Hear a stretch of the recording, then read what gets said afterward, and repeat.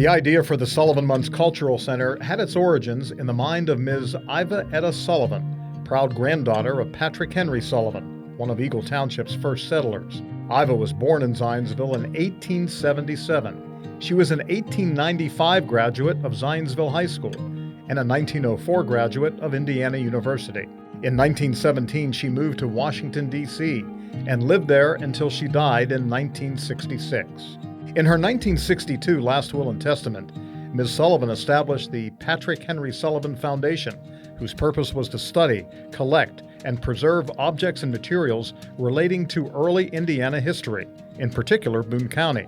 Upon her death in 1966 in Washington, D.C., the foundation was funded, and as provided in her will, the editor of the Zionsville Times was named as the temporary chair. The first meeting of the foundation was held in 1966. In 1970, it purchased from the town of Zionsville the land on which the museum stands today, which included a yellow house that now serves as the Art Center. The property had been given to the town by Laura Hussey as part of a donation for the town library. The Patrick Henry Sullivan Museum was dedicated in June of 1973. The foundation's purpose was expanded in 1974 with a bequest from Mary Elizabeth Munce to provide art instruction in a suitable gallery near the Patrick Henry Sullivan Museum. Mary Elizabeth Hopkins was born in 1903 in Zionsville and graduated from Eagle Township High School with the class of 1921. In 1928, she married Dr. Thomas Munce, an officer with Pittman Moore Laboratories. They were transferred to Sioux City, Iowa, where he died in 1958. Mrs. Munce remained an active resident of the Sioux City community. In her will, executed a few months before her death in October 1974, Mrs. Munce gave $100,000 to the foundation. $25,000 was to be used for renovations, and the remainder in support of a place for art. But there was a caveat. Mrs. Munce had placed her residence and a sum of money in trust to take care of whatever cat or cats she had at the time of her death, and the will couldn't be settled until 90 days following the death of the last cat.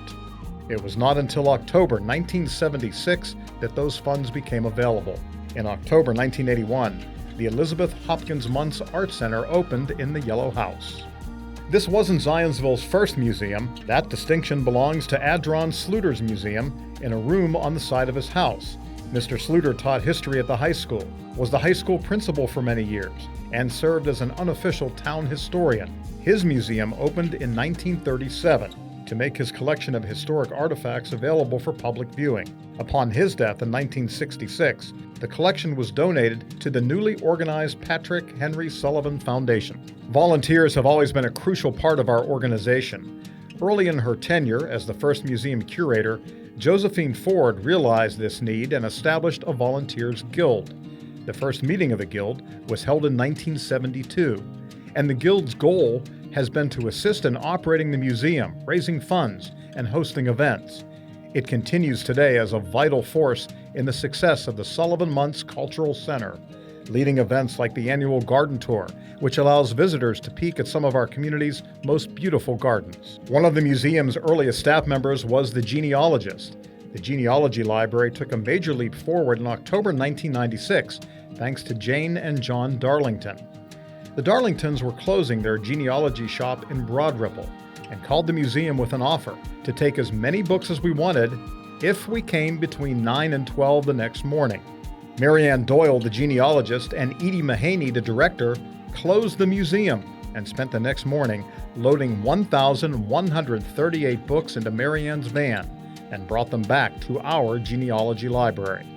In 1990, an addition to the east side of the museum building was open as the William Allen and Rosa Bruns Moore Family Memorial Addition. The addition was supported by a gift from Zionsville native Sparkle Moore Furness, her daughter Bernice Furness Thurston, and her grandchildren Mark, Stephen, Douglas, and Jennifer Thurston. Sparkle Moore was born in 1901, the daughter of William Allen and Rosa Bruns Moore. She was a member of the Eagle Township High School class of 1919 and graduated from Purdue University in 1924. The Moore Bruns Gallery serves as the primary gallery for temporary art exhibits and as a frequently used meeting room for classes and community groups. In December 1994, the foundation received a significant unrestricted gift from Mildred Artman Ogborn and her daughter Martha. In recognition of the gift, the board agreed not to reveal the total amount except to the members of the board, and to name the original main gallery of the museum in honor of the Ogborn family, who were longtime Zionsville residents. Mildred Artman Ogborn was the organist and pianist at Zionsville Methodist Church and a well-known local piano teacher. Her husband, J. Glenn Ogborn, was proprietor of the Corner Drugstore in downtown Zionsville from 1921 to 1950. In a 2004 reorganization, the Patrick Henry Sullivan Museum, Munce Art Center, and Zionsville Genealogy Library were combined under the umbrella of the SullivanMunce Cultural Center. A 2010 gift from Charles J. Van Tassel Jr. in memory of his wife Marjorie Van Tassel and daughter Cynthia Van Tassel Yeo permitted some renovation and refurbishing of the Munce Art Center and construction of an enclosed hallway connecting the Moore Bruns Gallery of the museum with the Munce Art Center. The project enhanced the functionality of both entities by making access to the buildings available without going outside. In recognition of those who made the gifts to the fund in support of the project, the classrooms in the Munce Art Center were named the Artist Loft Classroom. Programming and community events are at the heart of what we do. SullivanMunce offers art classes, summer camps, and genealogy and art workshops for students of all ages. The facility is home to a changing series of art and history exhibits. We care for approximately 8,000 items in our collections and continue to receive contributions that add to our understanding of the region in which we live. Every other year we host the Charm Club Art Show, featuring quilts created by a group of women who collaborate and create different styles of quilts.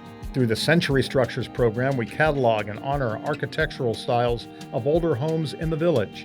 In 2022, we updated the Indiana Historic Sites and Structures Inventory for Zionsville that was originally published in 1983. Every third grader in Zionsville schools experiences a 7-lesson program in Zionsville history each year. The program is organized, developed, and taught by volunteers and provided to the schools at no cost. We partner with Zionsville Community Schools for Arts Education and Youth Art Month. Our volunteers have created award-winning floats for the Lions Club Fall Festival Parade.